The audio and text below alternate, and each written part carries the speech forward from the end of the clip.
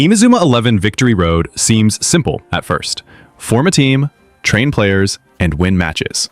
But anyone who has deeply immersed themselves knows the game goes far beyond that. Behind every shot and every technique, there are hidden mechanics, secret teams, and strategies that make all the difference when it comes to shining on the field. So today, let's get straight to the point with 7 advanced tips every player needs to know to truly dominate Victory Road. This tip is simply fantastic and super smart for anyone who wants to level up fast. I had already tried normal ways of EXP farming, but this idea of building a team with level 1 players and only 1 or 2 main stars is genius. The main point here is to take advantage of the level difference bonus, which absolutely boosts the EXP gained in matches. Even if you lose, the reward is well worth it, which eliminates the pressure of having to win every time to grow in the game. The online ranked matches mode within the competition mode is perfect for this strategy. You will face much stronger opponents, often at much higher levels, which activates this EXP bonus. The feeling is a bit crazy at first because you know you are playing against much more powerful adversaries, but this becomes an advantage precisely for fast farming. Besides the gain in bond stars, which helps improve team chemistry, which is another interesting layer for this type of growth. The issue of rotating leveled players is another detail that makes all the difference. It's not enough to just play with everyone on the team and let the level rise easily. It's important to keep the team average low, using the system of swapping already leveled players for the level 1 stars you pick up in the team dock via spirits. It's a non-stop cycle, and the feeling of watching levels climb quickly is great, especially for those who like to see fast progress results. Another thing that caught my attention is how this method transforms the game into a more strategic experience than just wanting to win at all costs. You need to think about the team you'll build, how you'll use this level difference to your advantage, and manage your roster base to gain much more EXP than normal. It's almost an alternative and smart way to explore the game's mechanics that, let's face it, many players end up overlooking. This shows that Inazuma 11 Victory Road is not just about playing and winning, but about understanding the game system and using it to your advantage. It's a lighter, less frustrating way to evolve, and it gives you that taste of strategic mastery because you'll see the levels rise in an absurd way and still enjoy the online matches with a team that seems to be constantly evolving. It is definitely worth testing this and feeling the power of insane EXP farming in practice. Wait.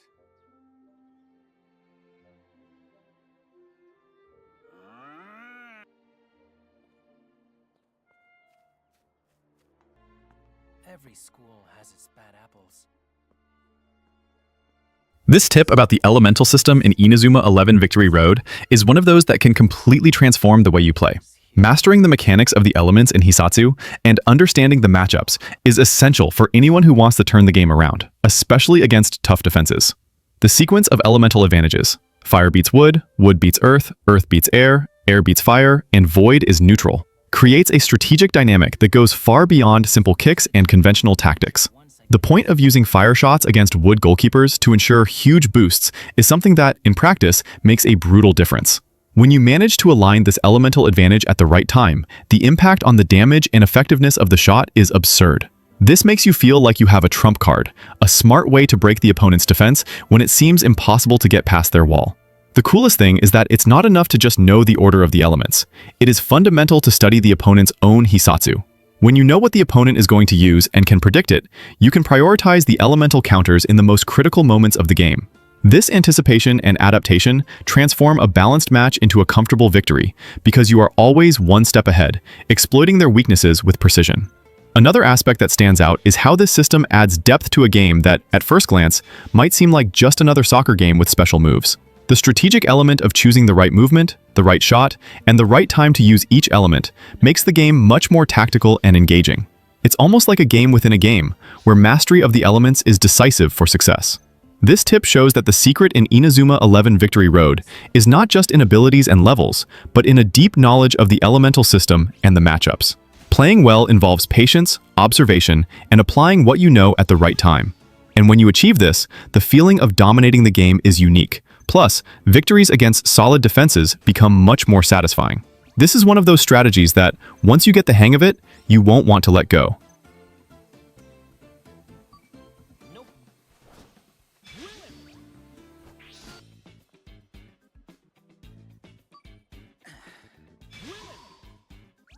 This tip about equipping Keshin and Hyper moves spares on the ability learn board is one of those that changes the pace of the game for those who like to explore every strategic detail.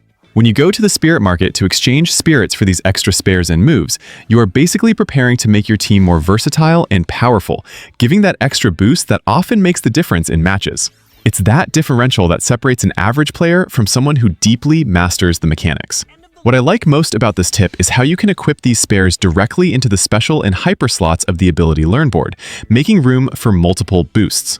This means it's not just a cool ability for your character to have, but a set of cumulative advantages that can turn the game around against tougher opponents.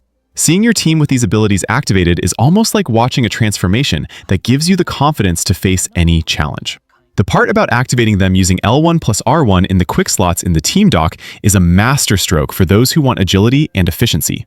You have the possibility to unleash quick chains and instant mixy max, which makes the pace of your team more dynamic and surprising for the opponent. It is this practical and strategic combination that makes you feel in total control, being able to create powerful attack sequences at the right time. This strategy reminds me that, in games like Inazuma 11, it's not enough to just have strong characters or high levels. You need to understand the ability system and how to maximize the team's potential. Equipping the right spares and using the quick slot to unleash fast combos is like having an ace up your sleeve, a secret you save for those decisive moments and which can change the course of a complicated match. This tip is all about making the most of what the game offers in terms of customization and strategy. Besides being very satisfying to see your teams unleashing hyper moves in sequence, the most important thing is the feeling of playing smart, using all resources to create a truly formidable team. It is a tip that is well worth putting into practice if you want a more complete and winning experience in Victory Road. Don't worry.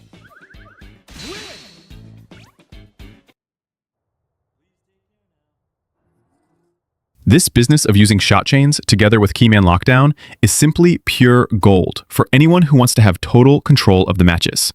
The idea of passing between forwards to activate the shot chains is a clever move that greatly increases the chance of scoring. You know that feeling when everything fits into the attack and the ball seems to have a magnet for the net?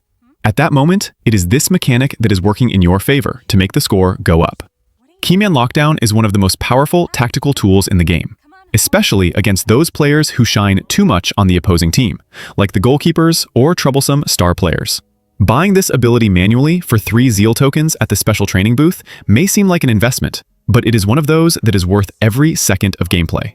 Placing this tactic within the team dock settings means you are ready to neutralize the greatest danger the opponent has. The most interesting thing is how this technique brings a level of strategy that makes it seem like you are driving the game, and not just reacting to it. Positioning your player on top of the rival keyman and activating the keyman lockdown creates a kind of cocoon that locks the opponent, cutting off their options and drastically reducing the threat against your team. This turns into that feeling of security, as if you had an invisible shield protecting your goal. I think it's incredible that this combination of shot chains and keyman lockdown respects the pace of the game, but also adds that layer of tactics that we enjoy so much. This tip is about mastering more than just player control. It's about controlling the rhythm of the entire game. Using shot chains to guarantee chances and keyman lockdown to neutralize the opponent's biggest danger transforms matches into battles of intelligence and reflexes, which is exactly what makes Inazuma 11 so addictive and fun. It is well worth trying this strategy to level up your matches. Nice try, but no. Managing TP, FP, and the tension gauge like a true professional in Inazuma 11 Victory Road is what separates a casual player from someone who truly dominates matches. The first thing I learned is that saving TP to use in decisive Hisatsu makes all the difference. You don't want to waste these precious points on normal shots because their impact is not that great. So maintaining focus on the crucial moments makes your attack much more efficient and lethal. Another smart move worth mentioning is the use of dribbles to bait the opponent into making mistakes and, at the same time, build your tension bar. It's almost like dancing with the opponent, instigating them to err and, as a bonus, filling that blue bar that activates the powerful Keshin, Mixi Max, and the team's auras.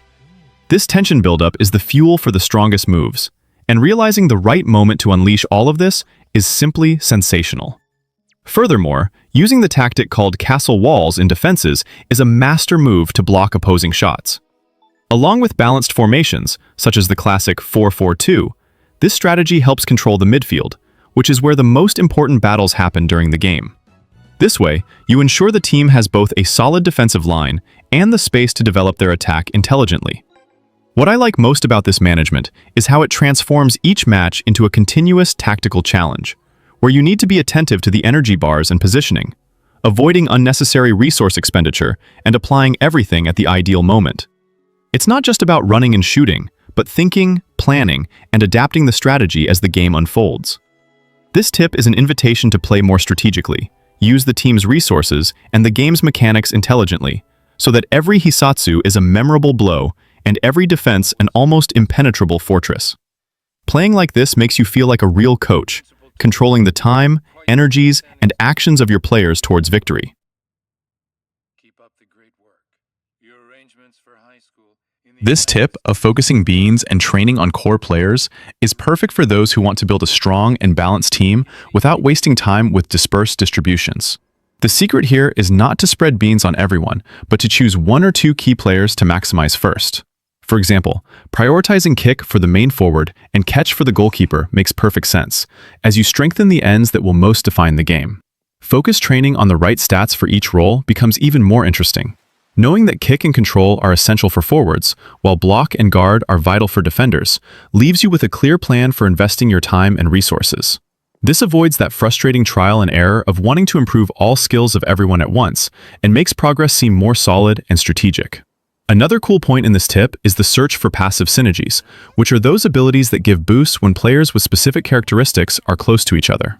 This shows that it is not enough to have strong, isolated players. The real power lies in setting up a formation that maximizes these boosts, which requires a little study and experimentation to find the right combinations that amplify the team's efficiency. Furthermore, it's good to remember that move unlocks come at specific levels, such as LV13, LV20, or LV43, which means training has a natural progression, and you always look to that horizon of abilities to know where you want to go. This progression brings a sense of objective and reward that is very motivating for those who like to see the team evolve consistently. This tip shows that to be powerful in Victory Road, it's not enough to just play and invest randomly. You need to think, focus, and set up a training plan that values what each character does best, takes advantage of synergies, and firmly holds this progression that results in a team that grows truly strong, ready to face any challenge.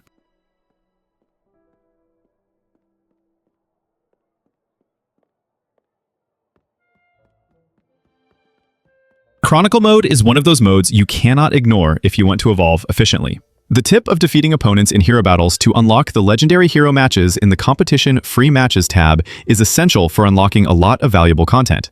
In addition to the massive EXP, you earn tokens that can be exchanged at the VS store for XP orbs and equipment, which greatly helps your team's evolution.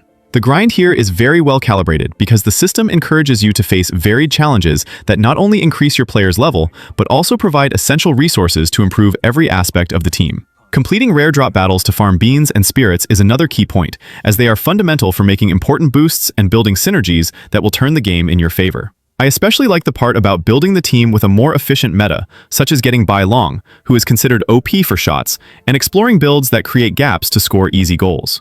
This shows that the Chronicle mode is not just about blind grind, but about using intelligence to take advantage of the best the game offers in terms of characters and combinations. This approach makes the time invested much more worthwhile, as you are building a powerful team and, at the same time, accumulating resources that will facilitate progression in increasingly difficult challenges. It's a balanced way to grow in the game, without the feeling that you are just repeating actions without purpose. Using Chronicle mode for unlocks and efficient grind is the best way to ensure your team evolves solidly and strategically, giving you all the tools to do well in both online battles and competitive modes. This tip is an invitation to play with focus and intelligence, taking advantage of everything Victory Road has to offer.